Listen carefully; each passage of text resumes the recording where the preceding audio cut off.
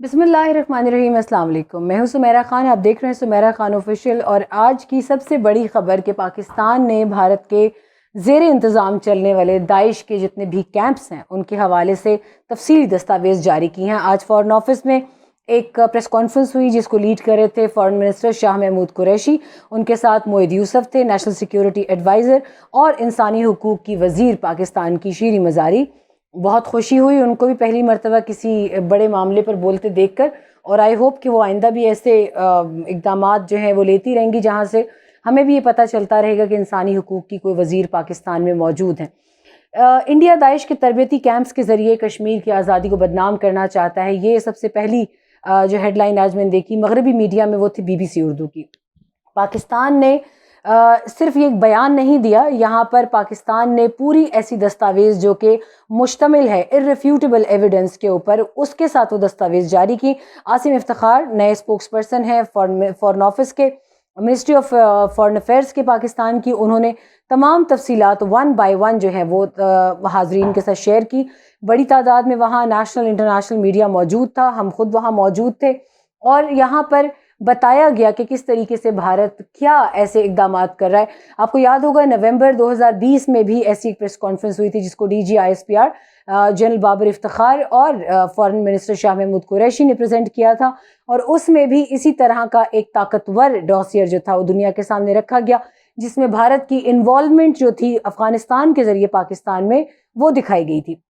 ان دونوں ڈوسیئرز کا آپس میں کیا تعلق ہے؟ ان دونوں ڈوسیئرز کا آپس میں یہ تعلق ہے کہ اس کے بعد فوری طور پہ اتنی بڑی ریسرچ جمع کر کے اور تمام شواہد اور ثبوت اکٹھے کر کے جن سے بھارت کے لیے انکار ممکن نہیں ہوگا، وہ عالمی برادری کے سامنے رکھنا، یہ بذات خود یونائٹڈ نیشنز اور تمام تر اس کے ساتھ ملحقہ اداروں کے منہ پر ایک تماچا ہے کہ جو برس سے اب تقریباً ایک صدی ہونے کو آئی ہے کہ کسی بھی طریقے سے کشمیر کے عوام کے لیے کوئی انصاف جس کے وہ منتظر ہیں، ان کو اپنا حق خود ارادیت چاہیے، چاہے وہ پاکستان کے ساتھ رہتے ہیں چاہے وہ الگ رہتے ہیں، یہ بالکل ان کی مرضی ہے۔ لیکن اس ایک ریاست کے علاقے کے لوگوں کی تکلیف ختم ہونے میں نہیں آ رہی، اور اس میں مزید ظلم یہ کرتے ہیں بھارت کے وزیر اعظم مودی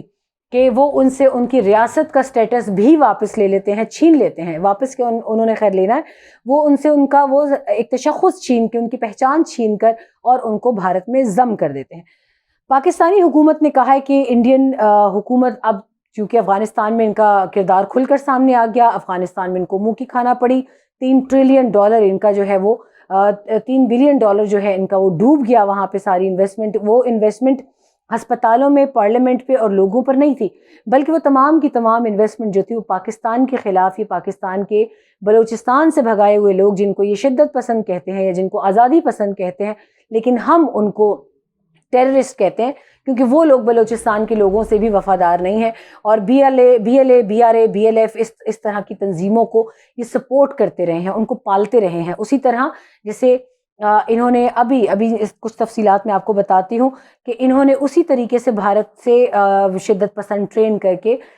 اسی طرح داعش کے شدت پسند ٹرین کر کے، جس کا ذکر حامد کرزئی نے بھی کیا تھا 2017 میں، کہ وداؤٹ مارک ہیلی کاپٹرز و جہاز آتے ہیں اور وہ وہاں پر کابل ایئرپورٹ کے اوپر لوگوں کو اتار کر جاتے ہیں۔ وہ لوگ کون ہیں، کیا ہیں، افغانستان کیا کرنے آئے ہیں، کچھ پتہ نہیں ہے، لیکن بعد میں پاکستان نے دنیا کو بتایا کہ انہوں نے 700 کی ملیشیا بنا لی تھی جو کہ پاکستان کے CPEC پروجیکٹ کو سیبوٹاج کرنے کے لیے، حملے کرنے کے لیے، اور پاکستان میں دہشت گردی کی کارروائیوں کو مزید بڑھانے کے لیے وہ استعمال کیے جاتے تھے۔ وہ لوگ وہاں پر اسٹیشن تھے اس 2600 کلومیٹر طویل راہداری کے اوپر۔ یہی وجہ تھی کہ ہمیں وہاں باڑ لگانی پڑی۔ کشمیر میں بھی یہی حال ہو رہا ہے، وہ داعش کے شدت پسند ٹرین کر رہے ہیں اور کشمیر میں ان کو بھیجا جا رہا ہے۔ وہ بھیجا کیوں جا رہا ہے؟ جس طرح افغانستان والے معاملے سے پردہ اٹھا دنیا کے سامنے کہ آج افغانستان کے کچھ صحافی انٹرنیشنل صحافیوں کے ساتھ مل کر ماں سوائے فیک نیوز پروپیگنڈا کرنے کے اور ان کے پاس کچھ نہیں ہے۔ یہاں پہ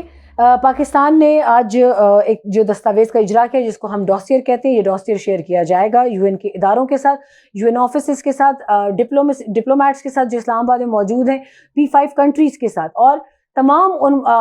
دستیاب آفیسز کے ساتھ جہاں پر بھارت کی پول کھولی جا سکے، کہ بھارت کا بتایا جا سکے کہ بھارت کی اصل نیت کیا ہے۔ وہ پوری دنیا میں سوائے دہشت گردی کے اور کسی چیز کا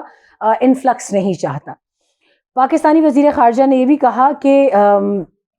انڈیا کے زیر انتظام کشمیر میں انسانی حقوق کی سنگین خلاف ورزیوں کے خاتمے کے لیے اقدامات پر مجبور کرنے کے لیے عالمی برادری کو آگاہ کرنا ضروری ہے، اور یہ دستاویز اسی سمت میں ایک قدم ہے۔ عاصم افتخار نے یہ بھی کہا کہ بھارت کی سرپرستی میں چلنے والے داعش کے جو شدت پسند تنظیم کے کیمپ ہیں، جو دولت اسلامیہ بھی کہتے ہیں خود کو، اور افغانستان میں ان کا ایک ونگ دولت اسلامیہ خراسان کے نام سے آپ نے دیکھا ہوگا پچھلے دنوں ان کی ایکٹیویٹیز بھی، وہ تشویش کا باعث ہے، نہ صرف پاکستان بلکہ آدھی دنیا کے لیے۔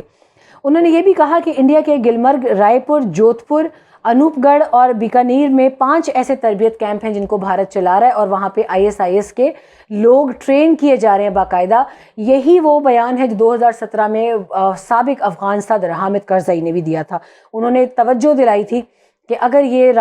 سلسلہ نہ رکا تو افغانستان کی سلامتی کو خطرہ ہوگا۔ افغانستان کو تو طالبان نے بچا لیا کہ وہاں کے اپنے لوگ ہیں، اور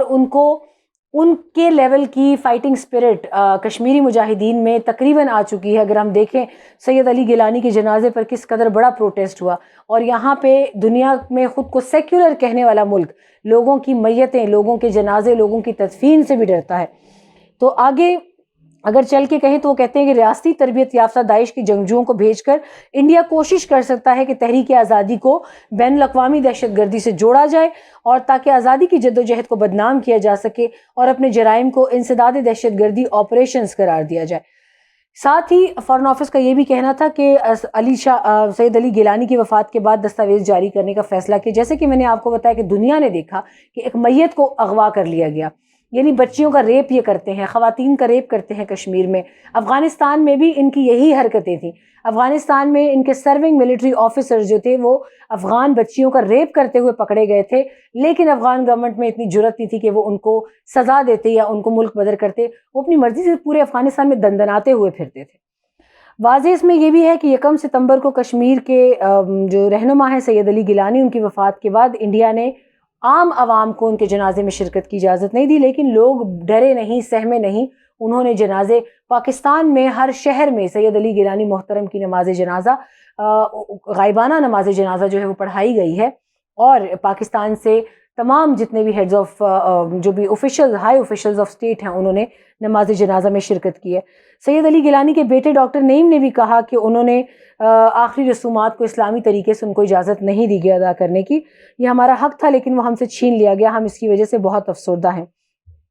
ڈاکٹر نعیم اور ان کے بھائی ڈاکٹر نسیم تک اپنے والد کے جنازے میں شریک نہیں ہو سکے۔ شاہ محمود قریشی نے یہ بھی کہا کہ دنیا کی سب سے بڑی جمہوریت کہلانے والی حکومت کا حقیقی چہرہ عوام کے سامنے لانا اب بہت ضروری ہو گیا ہے، اور اس کے علاوہ آج یہ ڈوسیئر کے اندر اس کے 113 پیجز ہیں، یہ منسٹری آف فارن افیئرس کی ویب سائٹ پر موجود ہے، آپ یہ ڈی کلاسیفائیڈ ہو چکا ہے، آپ اس کو پڑھ سکتے ہیں، اس میں کسی قسم کی کوئی ایسی شک نہیں ہے کہ جو عوام سے چھپانے کی ضرورت محسوس کی گئی ہو، اور وہ آپ پڑھ سکتے ہیں۔ اس کے علاوہ اس کے 113 صفحات اور 3 چیپٹرز ہیں، اور اس کے اندر حیرت کی بات یہ ہے کہ بھارتی میڈیا کی بہت سی ریویو رپورٹس لی گئی ہیں، اور بھارتی تھنک ٹینکس کی رپورٹس ہیں جو کہ بھارت کے اپنے اگینسٹ جاتی ہیں۔ اب اس میں انڈیا پر پابندیاں کیوں نہیں لگیں، اس میں ڈاکٹر شیری مزاری کا کہنا تھا، جو ہیومن رائٹس کی منسٹر ہیں پاکستان کی، کہ آخر اقوام متحدہ اپنی قراردادوں کی مسلسل خلاف ورزی کے باوجود پابندیاں عائد کیوں نہیں کر رہا۔ تو اس کے اوپر میرا بھی یہی سوال تھا ان سے، فارن منسٹر سے بھی، NSA سے بھی، کہ انڈیا کے خلاف یونائٹڈ نیشنز کب کوئی ایکشن لے گا، UN کی طرف سے اپنی ہی ریزولوشنز پر عمل درآمد کا سلسلہ نظر کیوں نہیں آتا۔ تو انہوں نے کہا کہ پاکستان کو بتایا جاتا ہے کہ مغربی ممالک کی خارجہ پالیسیوں کی توجہ انسانی حقوق ہیں، تو اگر آپ خارجہ پالیسی کے اپنے اصولوں کا منصفانہ اطلاق نہیں کریں گے تو اس کا مطلب ہے کہ مغربی ریاستوں کو انسانی حقوق کی پرواہ نہیں ہے۔ اور اس کا سب سے بڑا مظاہرہ دیکھا جا سکتا ہے کہ افغانستان میں جہاں ان کے انٹرسٹ ہیں، یعنی انہوں نے وہاں روس اور چین کو کنٹین کرنا ہے، وہاں انہیں خواتین کے حقوق کی ٹینشن بھی ہے، وہاں وہ ابھی بھی تکلیف میں ہے، پیسہ بھی لگا رہے ہیں، لیکن جہاں ان کو فلسطین اور کشمیر کی بھی بات کی جائے وہاں پر انہیں قطعاً یہ پرواہ نہیں ہے کہ ان کے اس دوہرے معیار کی وجہ سے کشمیر میں نسل در نسل بربادی آ چکی ہے، ڈیموگرافک چینجز آ چکے ہیں، 36,000 کے قریب ڈومیسائلز ایشو کر دیے گئے ہیں نان کشمیریز کو، پاکستان کی طرف کے بھی اور وہاں کے بھی کشمیری اس وقت اس پر دلی بہت افسردہ ہیں، اور وہ چاہتے ہیں کہ ان تمام تر بھارت کی اس تمام تر عیاری کا جو اصل چہرہ ہے وہ دنیا کو دکھایا جائے۔ यहाँ पे अब साथ साथ हम एक छोटी सी चीज़ आपके सामने और ऐड कर देते हैं। आज कश्मीर के हवाले से आपने देखा होगा कि ट्विटर के ऊपर भी, सोशल मीडिया पर भी कश्मीर के लिए काफ़ी बात जो है वो की जाती रही है। इसमें अब आते हैं सबसे बड़ी एक तो हो गए तमाम दुनिया के ममालिक की वज़राए ख़ारजा या उनके वज़ारत ख़ारजा, उन तमाम का फोकस किस तरफ है। NSA ने हल्का सा उसका इशारा दिया कि दुनिया अपने इकोनॉमिक इंटरेस्ट भी देखती है। यहाँ पे पहली बार अमेरिका में एक बहुत बड़ी ऑनलाइन कॉन्फ्रेंस हुई स्कॉलर्स की, एकेडमिक्स की, जिसमें मुख्तलिफ अमेरिका और मुख्तलिफ इंटरनेशनल यूनिवर्सिटीज़ के मंदुबीन जो है वो शामिल हुए और वो इकट्ठे हुए और उन्होंने एक बहुत बड़ा ऑनलाइन कॉन्फ्रेंस हिंदुत्व के ऊपर किया। ये को स्पॉन्सर्ड था departments and centres for more than 53 universities, most of them from the US। 53 से ज़ायद यूनिवर्सिटीज़ के नुमाइंदों ने इसको स्पॉन्सर भी किया, को स्पॉन्सर भी किया और इसमें शिरकत की। ये पहली बार थी कि इतना बड़ा इवेंट जो है वो हिंदुत्व के ऊपर ऑर्गेनाइज किया गया है। इसमें ज़्यादातर अमेरिकी यूनिवर्सिटीज़ थी, जिसमें हार्वर्ड भी था, स्टैनफोर्ड भी था और प्रिंसटन भी था, और इन्होंने डिसमेंटलिंग ग्लोबल हिंदुत्व जो था वो नाम दिया था इस थीम को, कॉन्फ्रेंस की थीम को। और इसमें सबसे ज़्यादा ये चीज़ डिस्कस की गई कि हिंदू सुप्रीमेसी को लेके, उनकी आइडियोलॉजी को लेके इंडिया बाकी दुनिया को किस तरह से इफ़ेक्ट करने जा रहा है। हिंदुत्व एक बहुत बड़ी हकीकत बनता जा रहा है और इसके अंडर भारत के अंदर रहने वाली तमाम तर अक़लियतें और तमाम तर वो छोटे ग्रुप, सिर्फ मुसलमान ही नहीं, इसके अंदर सिख भी हैं, इसके अंदर क्रिश्चियंस भी हैं, इसके अंदर बाकी कौमियतें भी हैं। और हैरान मत होइएगा, लेकिन इसके अंदर उनके अपने निचली ज़ात के हिंदू भी शामिल हैं। इस बंगालियों को उन्होंने पहले ही असम के कंसंट्रेशन कैंप्स में डाल रखा है। इस इतनी बड़ी कॉन्फ्रेंस का मैं हैरान हूँ कि अभी तक मैंने कहीं पर भी जिक्र नहीं देखा। और हालांकि वो अपनी प्रेस रिलीज में कहते हैं कि the rise of militant Hindu group in India and the corresponding escalation of violence against religious minorities and other marginalised communities is well documented including bye global media. के इस वक्त अब आलमी ताकतों का जो रुख है वो पाकिस्तान के इन डॉसियर्स के बाद हिंदुत्व RSS आइडियोलॉजी की तरफ बड़े अच्छे तरीके से जा चुका है। देखना ये है कि दुनिया इसको किस तरीके से रिएक्ट करती है, और देखना ये भी है कि दुनिया के पास भारत को स्नब करने के लिए, शट अप कॉल देने के लिए मज़ीद वो कितना वक्त लेते हैं। आपसे इजाज़त चाहेंगे, आज के लिए इतना ही। अपनी दुआओं में याद रखिएगा। अल्लाह की अमान।